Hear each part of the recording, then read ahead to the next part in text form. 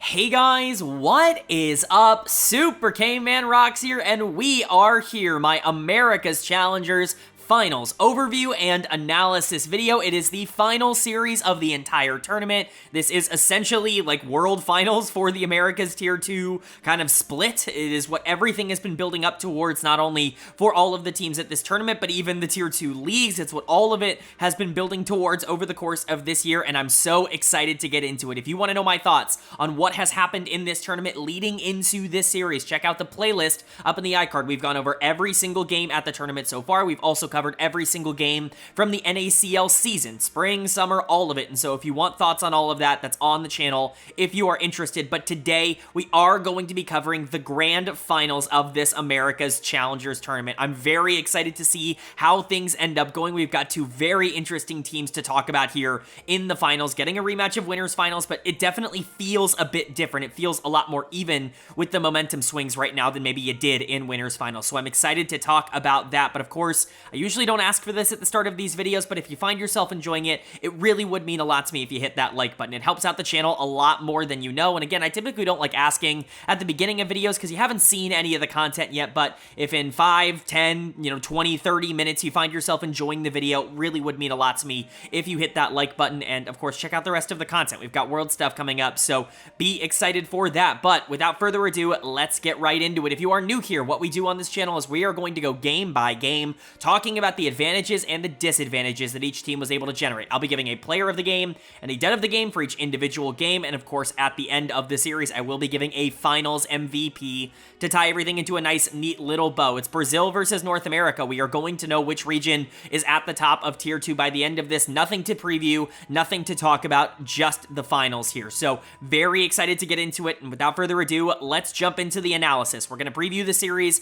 at least a little bit first, talk about what you can expect, maybe if you're not quite as familiar with these two teams. If you haven't been watching the rest of the tournament, it is a matchup between the number 1 seeded Pain Academy and the number 3 seeded Fear x Starforge. So it's the number 2 seeds from both Brazil and North America coming into this tournament, both of them coming from very different places. Fear coming into this tournament as the number 2 seed felt like the number 2 seed. Dragonsteel was clearly the best team in the NACL throughout the entirety of the summer split. They were able to dominate, they went undefeated, and yet they couldn't quite get the job done. They were out in not only the finals, like not only did they not make the finals over a team like Fear x Starforge that they were able to beat, but they didn't even make playoffs. They were a bottom 2 team in the group stage, and they got knocked out early, so it was up to Fear to represent North America. And so far, it has been pretty good. They've been able to get past Fuego twice, and unfortunately, they did drop to Pain Academy in winners finals, which is what makes this so much more interesting. But their series against Fuego was very good in their favor, and I do think that in,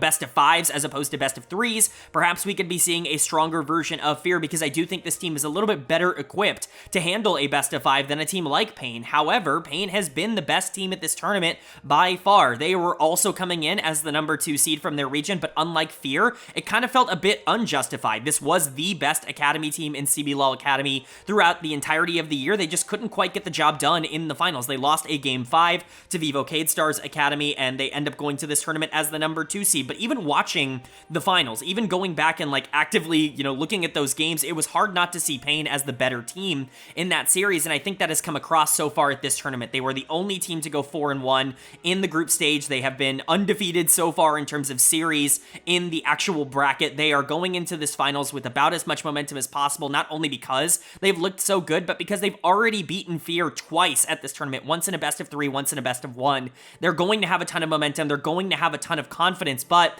Fear is still definitely going to be considered a major wild card for, a series like this, even with the fact that they've not been able to beat Pain. They are coming from the region that people would expect to be stronger at a tournament like this. And I think if you would have asked, who is the favorite out of these two teams if they were to meet in the finals before the tournament started, I think a lot of people would have told you Fear. And so I do think that this is definitely an intriguing matchup. As for the actual players in this matchup, I think top lane is certainly one to watch. Hidan has been by far the best top laner at the tournament here for Pain, but Philip has been essential towards Fear's success so far in the playoffs against Fuego. I think if one of these top laners is just infinitely better than the other or is creating more pressure than the other, that is likely going to decide the series. I think the jungle matchup is also gigantic here. Tatu and XU are both integral to the early games of how their teams want to operate. XU in particular has arguably been the best jungler at this tournament. His early games have continued to stay excellent as they were domestically. And if he's able to get rolling in the same way he was in a lot of the other series, that's going to be a huge feather in the cap of Fear trying to win these games. A Blaze Olive has been a primary carry, but Pain has actually been more willing to go to the bottom side of the map, which is something that I really wasn't expecting from this team. Marvin, their AD carry, has impressed me a lot. It's not like Instinct and Winsome have been bad, but, you know, can Kotz step up? Can Marvin step up? Or are Blaze Olive and Instinct, are they going to be the primary carries of this series? There are a lot of interesting threads tying these two teams together. I think they're very similar in some regards, but I think they are also very different in others. I'm very excited to see how this goes. Of course, let me know down in the comments what you guys expected going into this series, but it's time to get into the actual analysis. Going game by game means, of course, we get to start with game number 1, so let's get right into it. The winner of game number 1 was Pain Academy. They are going to take game number 1. They're going to go up 1-0 in this series, and they will establish control. Now remember, this is full Fearless, and so there is a strategy to how you should go about the first couple games in this series. This is a pretty standard comp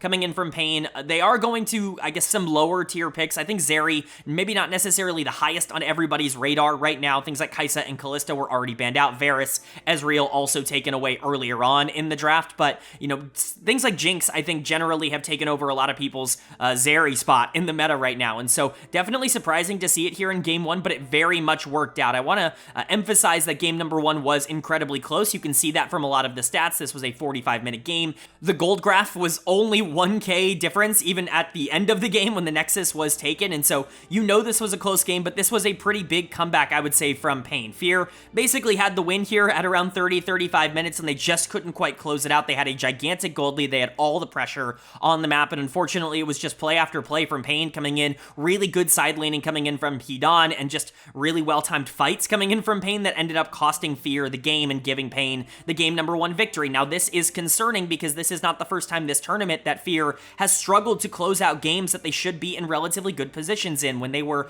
undefeated heading into the final day of the group stage, they probably should have won both of the games they played on that final day. They end up losing 40-45 minute games on that day twice, and it definitely looked like it affected their mental. And honestly, I've been a bit concerned about their late games for a little while now. Now, this has not been a huge problem for them domestically. A Blaze Olive was usually good enough to be able to carry a lot of team fights and end games quickly for Fear when they would go late in the NACL. But here against, you know, a team like Pain Academy that is clearly not just for show, like genuinely one of the best teams that Fear has played all year long, like you can't be making the same kind of passive mistakes. And if you allow them to dictate the tempo, even when they are down in gold, that's a bit of a problem. And I think that's something they ran into here in game number 1. Player of the game for me is going to go to Marvin. I think there's multiple options here. I think Hidan and Geegs also have like a great case to be made because I think the Camille, the Galio, they were also very important. Kotz, I thought, was very important in a lot of these late team fights. He ended up leading the game in damage, I believe, on the Azir. Not that that's entirely surprising, but this was definitely a team effort for Pain. I just have to give a lot of credit to Marvin, who was able to really take over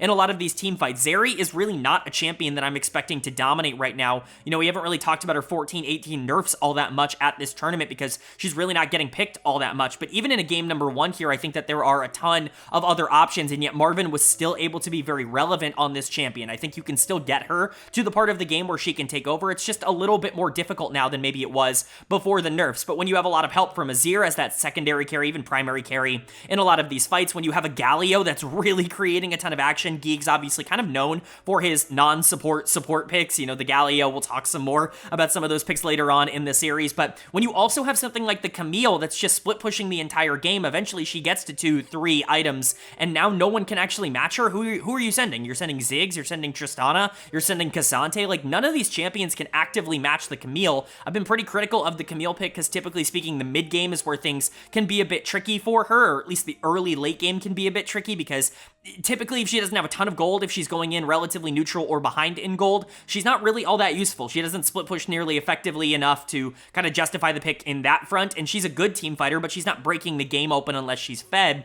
But if you get to 40 minutes into the game, yeah, nobody can actually match a 3-4 item Camille all that effortlessly. It's basically the same as if she did win early, which is, I think, kind of the Camille conundrum. This is also a takeaway from Philip. He's been playing this champion a ton at the tournament. He will not get a chance to in this series, but Hidan affected the side lane so much. because they just didn't really have an answer. Now, all that being said, Tatu is actually going to get my dud of the game in the jungle here for Pain. This kind of feels unjustified, but nobody really felt like a dud of the game candidate. I'm going to give it to Tatu because I actually just think his mid and early late games were really poor in this. Like the lead that Fear was able to get in the late game here that was able to kind of build up as they were going 30-35 minutes in, a lot of that was the Sejuani just not having enough pressure on the map to be able to match any of the plays that Fear were making. I think that he needed to be better. He did step up in some of these late fights, but I would argue that he was probably the least influential of all the members on Pain in the later fights, and also I think he struggled in the middle of this game. And so for me, he is dud of the game, but again, you know, good enough plays to win the game, and that's all that really matters. Getting the win is all that really affects this at the end of the day. But for Fear, this is definitely going to be something on the mind. This is a disastrous way to start this series, not only because you lost, obviously you would have wanted to win game number 1, but because this plays into kind of the mental, I guess, worries that this team probably already had going in. And because it's game number 1, you've now just got to put this away for at minimum 3 more games, maybe even 4 more games. That's a long time to have this weigh on your shoulders, for this to be the way that the momentum swings in game number 1, especially after you felt so good about this team coming out of their series against Fuego in the semifinals. It's definitely not ideal. I think they had some good moments. They did very well in the middle of this game to get a big gold lead. They just really struggle to understand what they need to do in order to end these games, in order to take their tempo and just, you know, make it over. Like, especially when the enemy team is not just willfully taking 5v5s when they're down 10k gold. That is really where it starts to become a bit of a problem for Fear. They know one end, and when the team's not allowing that, it can sometimes be difficult for them to capitalize elsewhere. I think that they are talented enough to be able to win this series cleanly. We saw that through a majority of this game. Honestly, they should have won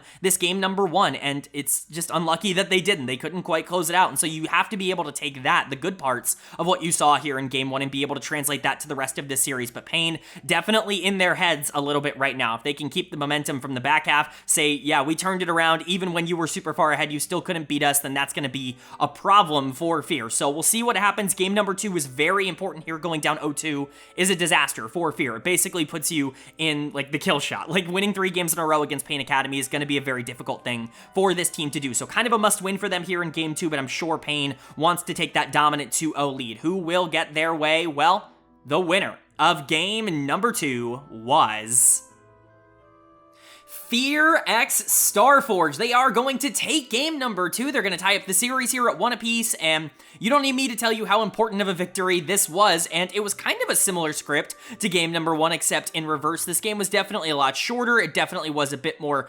action-packed and a bit more straightforward in terms of how Fear ended up getting there, as opposed to how Pain ended up winning game number 1, but this still was a comeback, and this still was a really good effort from the team that ended up winning it in the end. This is a back-and-forth series. This has been a really fun grand finals already through the first 2 games. I'm excited to see where things go from here, but this is your token Yone game of the finals. I mean, we were waiting to see where this champ was going to go in terms of this series. I honestly don't hate the idea of Pain just being like, okay, well, we won game 1, let's sack game 2. Like, game 2, let's give him Yone on B1, and let's just get it out of the way. It can't be played the rest of the series. Whatever happens, happens from this point onwards. I think it's a very risky strategy. Certainly not something I would personally go for, but, like, Yone is really at the point right now where it does feel like a bit of an auto win, and I talked about this a bit on Twitter. I tweeted this out, you know, basically as I'm recording this. Yone is an auto win once he gets to 3 items. On this patch, there is just almost nothing in the game that can stop him. Ablaze Olive was put in such a bad spot in this game by Pain. They spent so many resources, so much time trying to put the Yone behind the Corki, and it very much worked. Corki was super fed, he had a ton of damage, and Yone was nowhere. And then, you know, we get to 30, 25-ish minutes into the game, Yone gets his 3rd item, and it does not matter. It legitimately does not matter how far behind in gold he was at any point. He can now just take over every single fight. This champion is completely broken, and Ablaze Olive is going to get player of the game for it. We've seen it throughout this entire tournament. Like, it's only become more and more clear the more games that we've watched on 14.18 that this is the champion that kind of defines this current meta in terms of how things have adjusted, and Ablaze Olive obviously had to play him well. This isn't like a free win in the sense that you could be me and step on the stage and win, right? But if you're a competent mid laner, if you can play Yone at a good level, like if you have the hands to play Yone, like that champ just does everything right now. And Ablaze Olive is certainly good enough, you know, hands-wise, mechanics-wise, to be able to pilot Yone and bring him to a victory like this. So credit to ABO, he was excellent in the back half of this game. But a couple of players that I do also want to give a shout out to, the bot lane in particular here for Fear, I think is going to go underrated for how good they were. Winsome was landing some really clutch clutch hooks on the Corki down the stretch of this game. Kotz was in a pretty decent position on the other side of this matchup for Pain, and Winsome did a great job of making sure that the Corki just didn't get out of control. That's really his entire job throughout the entirety of the back half of this game. That's all he really needs to do, especially once the Corki has gold, because look at the rest of Pain. Nobody else can actually match the Yone in terms of damage, or even the Kaisa in terms of damage at any point, as long as Winsome does stick on the Corki and get him blown up early on in some of these fights. So really nice back half of the game here from Winsome. I think Instinct was also really good on the Kaisa. He's going to go a bit underrated because ABL was so dominant in terms of the damage he was doing, but Instinct was a primary carry in terms of what he was operating on throughout a majority of this game. Just a great game from the bottom three here of Fear, I would argue.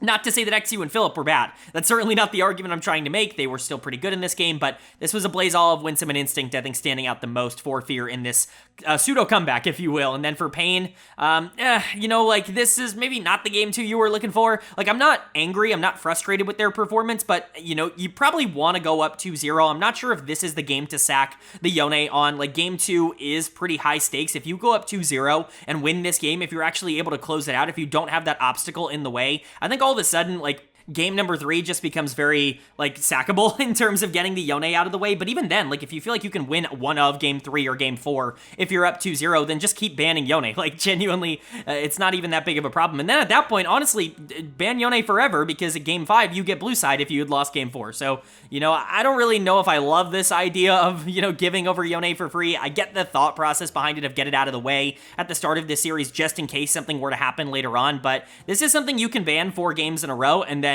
because you ended up winning game number 1, you're actually very statistically likely to be looking, if you're looking at a game 5, to be on blue side. So it's just one of those things. I just don't like giving over Yone. I think that was a bit of a disaster. I think when you're looking at dud of the game, there are a couple of options. Kotz kind of stood out to me as a dud of the game candidate, but it's just really hard because he had so many resources and he was so far ahead in the early game. It's hard to give someone like that dud of the game because he was so effective early on, but he was really bad in the back half. You're constantly being in positions where he could get caught by the Nautilus. It was pretty game losing, and then unfortunately I am gonna kind of steer away from him in that regard because of that, and I'm gonna give it to Geeks on the Maokai. I don't even think he was horrible throughout the whole game. I just think that he was ineffective. When you're looking at Winsome actively making so many big plays on the other side of this matchup, the Maokai just didn't do anything, and I think that was a bit of a problem. Marvin, Tatu, they were fine. Hidan was kind of useless on the Mordekaiser, but overall Pain had resources. Corki and Ezreal were in a position where they could potentially run the rest of this game. They just ran into a brick wall, and that brick wall was Yone. That's out of the way now. I mean, Corki and Ezreal are also out of the way now, and so,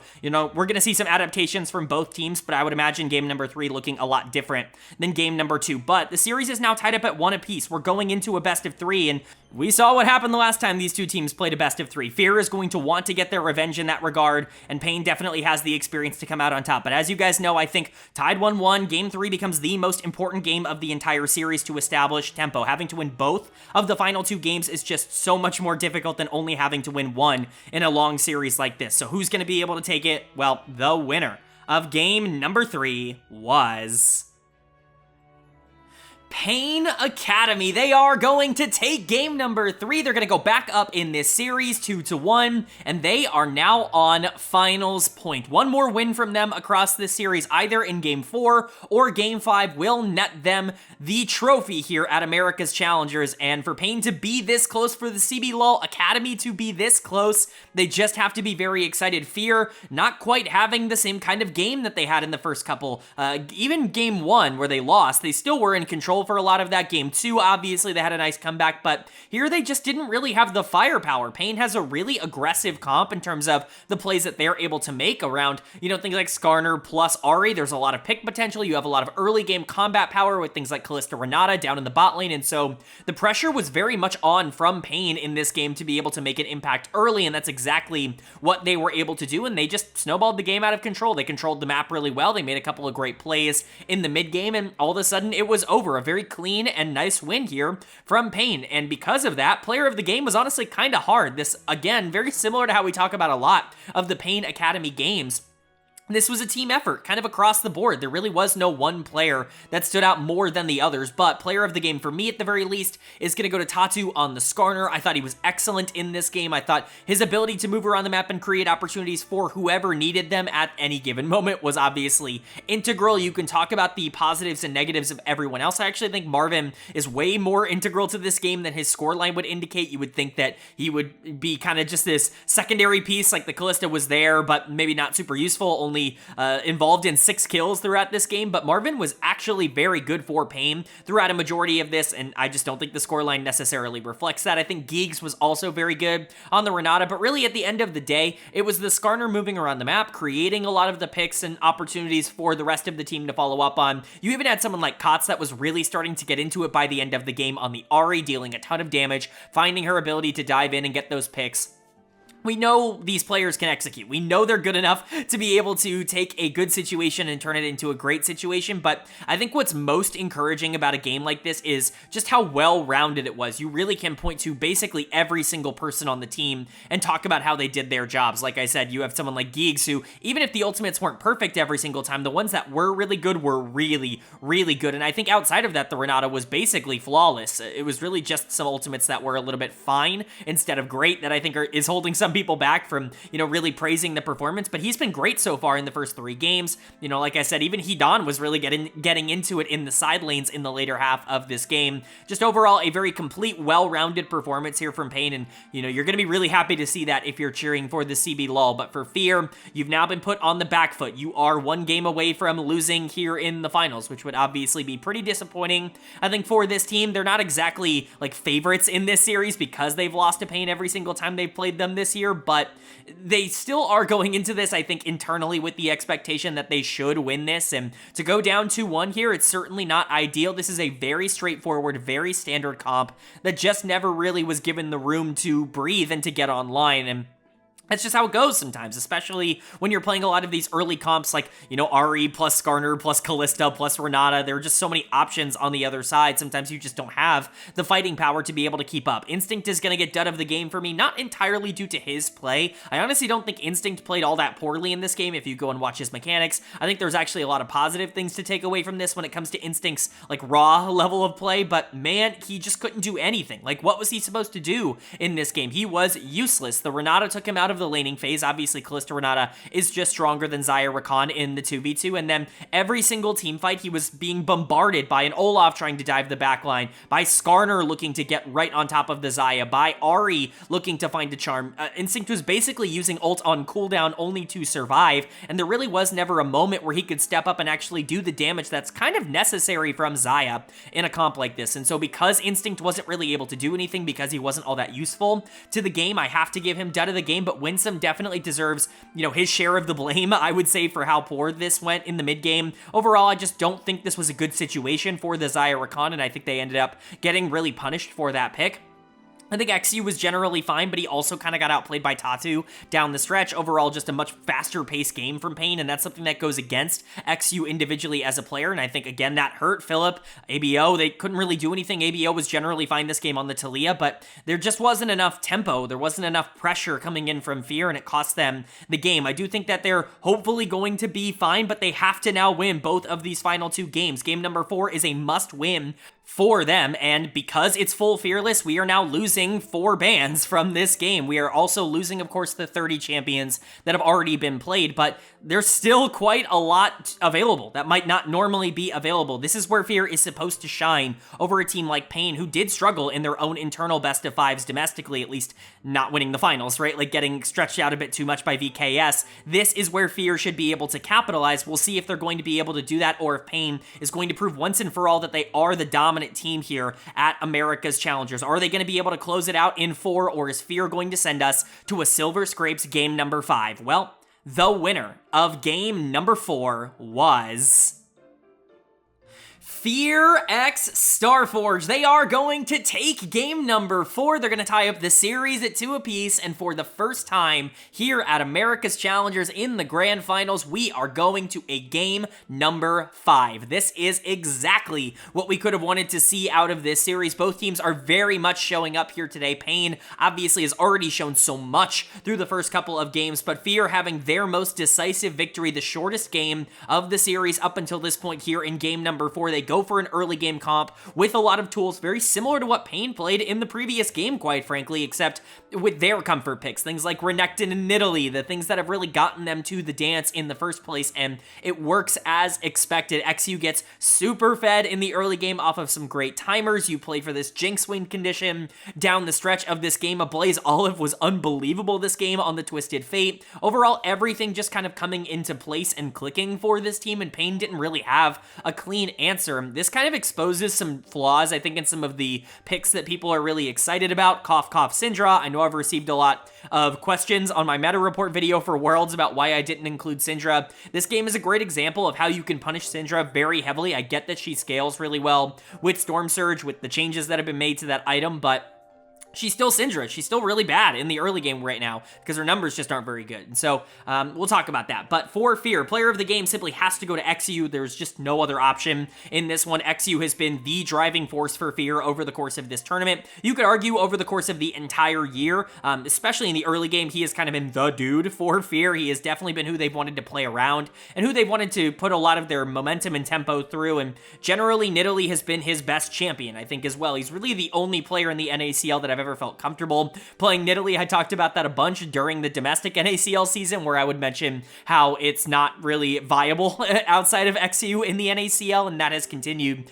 to be something that we have monitored. But going back to comfort here in game number 4 has been a tried and true method for a lot of teams around the world. When your back is up against the wall, play the thing you know you can win on. I know it's full fearless. I know you probably wanted these picks for game number 5, but you might not get to game 5 if you don't pull them out now. So great game from XU on the Nidalee with those 2 bans dropped, with the AD carry focus coming in from Pain. The Nidalee opens up and it very much works out. But they take away 3 ADCs. They ban out Varus, Ashe, and Smolder, and they leave up the Jinx. I would argue one of the strongest AD carries in the game after a couple of the buffs that she received on this patch. And what do you know it? Like, they put a lot of pressure into trying to get Instinct behind. They put a lot of pressure into trying to capitalize on, weird timers where he might be a bit out of position, but Fear did a great job of being able to shadow him, not putting Instinct in a bad position, and then eventually he was able to completely take over these fights with his damage. This was a great game from Instinct, really kind of a showcase of how good Jinx can be as a champion, because she is kind of inevitable right now. It's why I think she probably should be taking the place of a champion like Zeri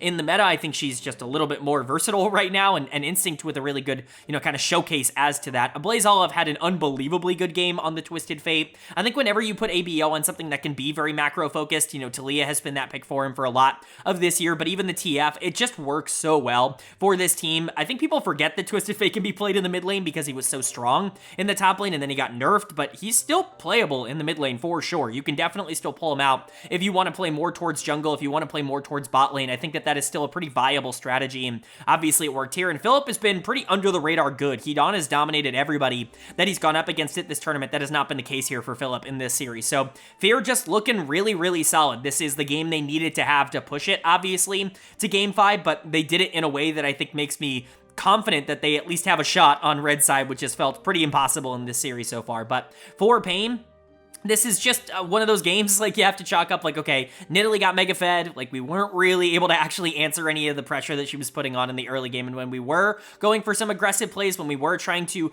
catch out Instinct, even when we did catch out Instinct, we were often trading so much on the map for it, or even in that specific situation, like, you get Instinct, but you lose, like, 4 members of your team. It's just one of those things where it never really felt like you were making any progress in the game, and then all of a sudden, it was over. Fear was just on top of the ball, basically, from moment 1. Dead of the game is pretty easily going to go to COTS. Again, I don't want to sit here and harp on this, but everybody is telling me how broken Syndra is, how much she is going to influence the meta at Worlds, and I look at this tournament, I see no one playing Syndra. I see the couple of Syndra games coming out not being very good, and I just wonder what exactly this champion is supposed to do that's better than champions like Orianna, or even better than the hyper carries that we are already getting in the mid lane. Even if you want early game options, there just are different choices, right? Like, mages are strong, but I think you don't need to play Syndra in that regard. I'm just not sold on this champion. Maybe Worlds will change my mind, but I'm just not going to believe that Syndra's all of a sudden a top tier pick because Storm Surge got buffed when a lot of champions actually can benefit from building that item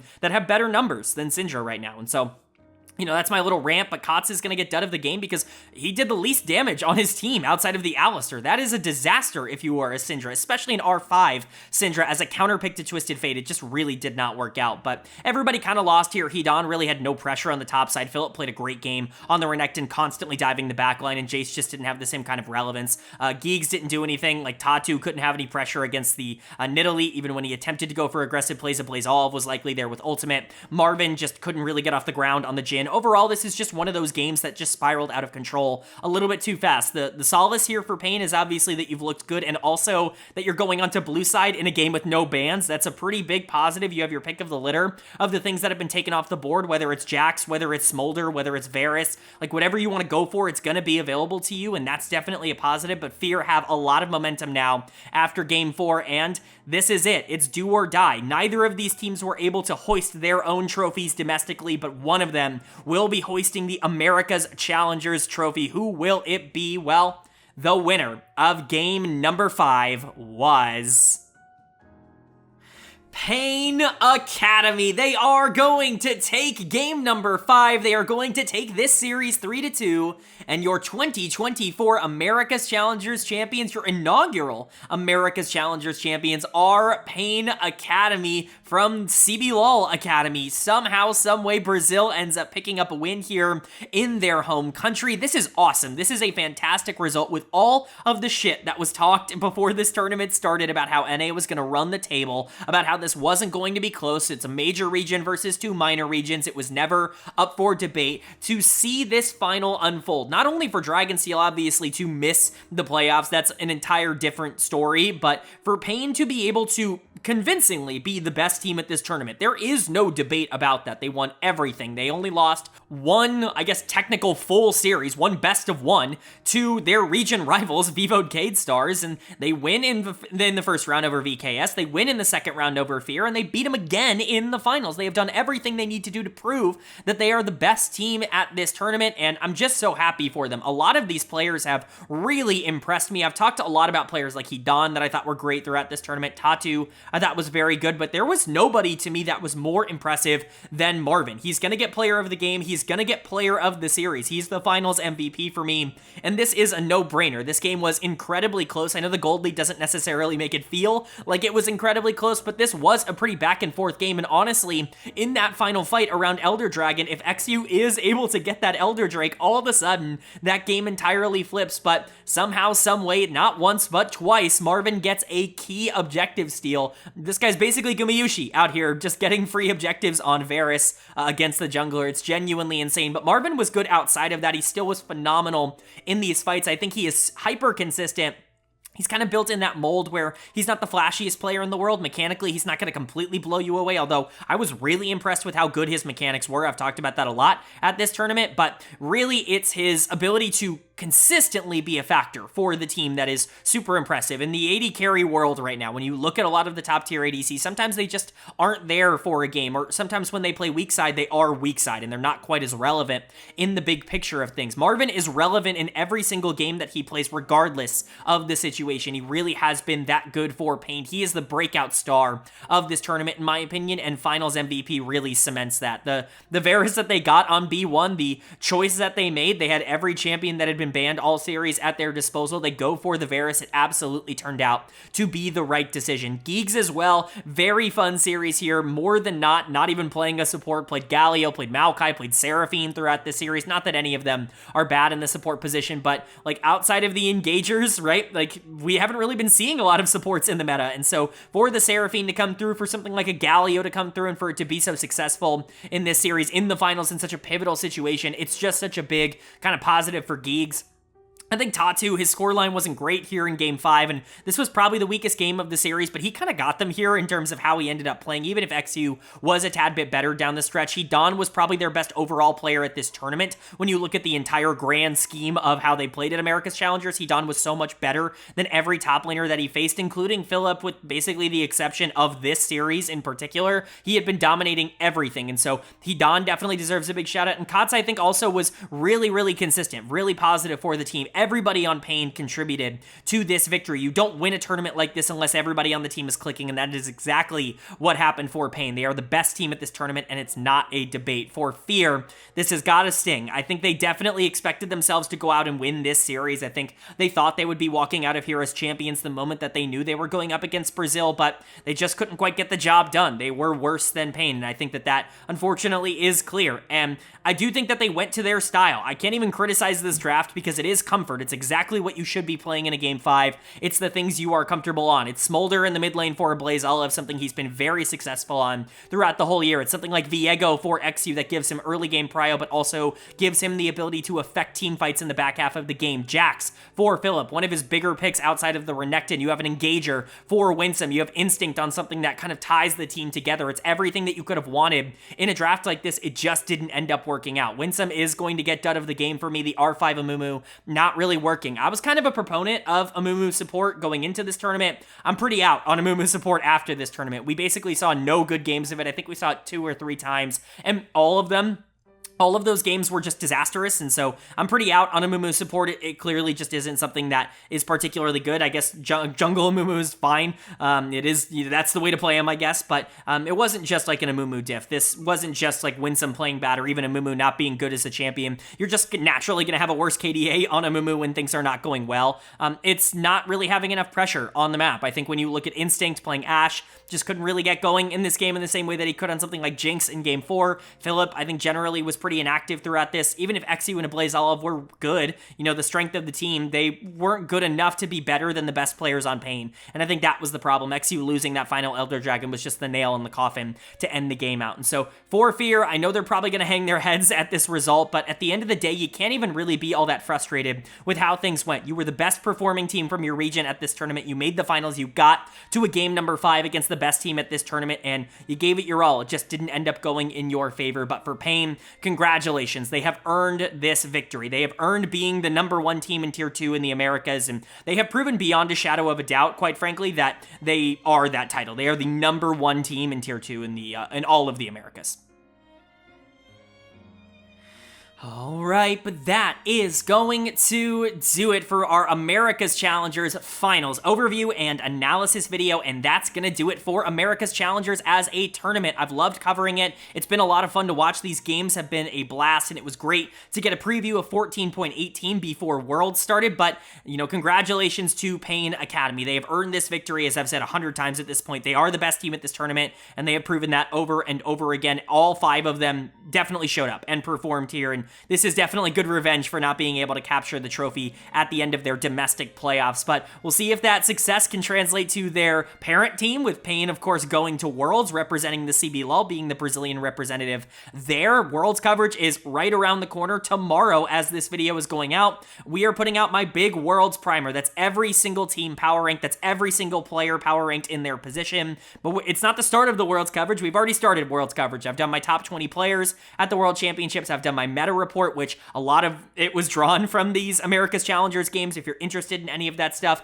hit subscribe and check out the channel. We posted a lot of that. A lot of that's going to be upcoming. We're going to cover the entirety of Worlds, and of course, off-season stuff is also right around the corner. So if you're interested in that, hit subscribe and hit that bell, but also leave a like on this video. It really does mean a lot to me if you made it this far. Chances are you probably don't hate me, and so it really would mean a lot if you hit that like button if you did enjoy that video. But with all that being said, I hope you all are having a great day. I hope you continue to have a great day, and I will see you all